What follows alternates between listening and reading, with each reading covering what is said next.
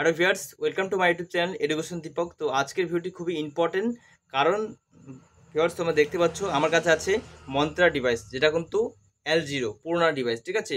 আর বর্তমানে যে আমার কাছে যে ডিভাইসটি আছে সেটা হচ্ছে দেখতে পাচ্ছ, সেটা হচ্ছে মন্ত্রা L1 ডিভাইস। মানে বর্তমানে কিন্তু L1 ডিভাইসে সরকারি মান্যতা আছে, ঠিক আছে। যে পুরোনো যে ডিভাইসগুলি আছে সম্পূর্ণ ডিভাইসগুলি কিন্তু সরকারের মাধ্যমে কিন্তু বন্ধ করে দেওয়া হয়েছে, কারণ সেখানে কিন্তু অনেক রকমের ফ্রড হয়ে থাকে। আধার কার্ডে তখন তোমার টাকা তুলো, ঠিক আছে, সেখানে অনেক রকমের তোমার ফ্রড হয়ে থাকে। তার জন্য কিন্তু সরকার কিন্তু একটি ব্যবস্থা নিয়েছে, যেখানে কিন্তু তোমাদের ফিঙ্গারপ্রিন্ট ফ্রড করতে পারবে না, ঠিক আছে।